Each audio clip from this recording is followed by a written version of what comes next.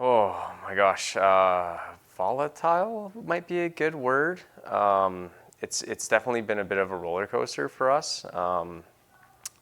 Transplants are very scary things, and when you're the caregiver and you're taking care of your spouse or a family member, and then you also have children and jobs and all these things to juggle at the same time, it's not you're not just dealing with the volatility of the situation with the transplant. You're still experiencing real life, which is often quite volatile as well. So we had a really good situation. We went into the transplant in a very good place financially, emotionally, in our relationship, and so we were very lucky for that. But I also recognize that not everybody is that lucky. Long story short, I guess it was pretty good, and we were very lucky for that. Glenn was diagnosed 6 years ago, and the journey has changed. And he started dialysis only 2 years ago. So, thinking about this, I would categorize it into two different things. So there have been a lot of hospital stays, which are very scary, and you just jump to the gun and do what you have to and spend endless hours at the bedside doing nothing but being needed. And the other part would be the everyday life, which has been the big challenge, actually, although not as scary, obviously. But you every day have a lot of tiny jobs to do. Some days more than others, but every day, a lot of jobs. If you're waiting for a delivery of dialysis products or cleaning up or setting up or trying to make meals with dietary restrictions or dealing with so much fatigue that you have to find a way to do things alone and just go power through that. um, One of the hardest challenges for me has been sleeping, Okay. because at night the machine is very noisy. I have keen hearing. He has none by then because his hearing aids are out.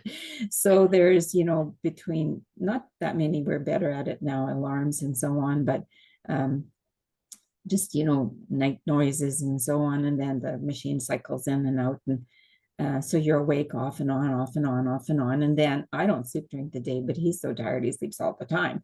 So I don't get enough sleep, even though I'm a person who can't sleep in the daytime, not very easily anyway.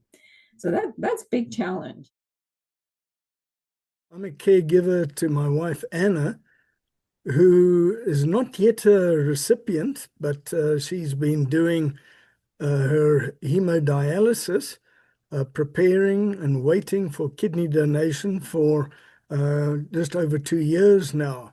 So um, I would say that in looking back, my main challenge really has been to accept the fact that chronic kidney disease is a disability. It isn't just an illness, and therefore it requires adapting one's life, and in fact, both of our lives, to a commitment for the treatment program and the constraints that that then brings with you, because those are all then limitations on one's daily existence that you were familiar with. Nevertheless, I have to say that hemodialysis has been an incredible benefit to Anna.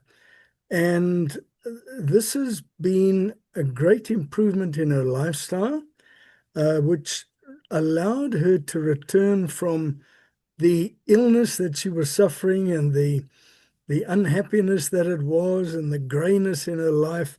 It returned from all of that to bring her back to what otherwise is a normal existence, which if you just met her in the street, you would obviously not know that there had been any difference. And that all came quite quickly after starting the dialysis. So that has brought her back to enjoying life as is, Mhm. albeit with some constraints that we have to respect for the dialysis.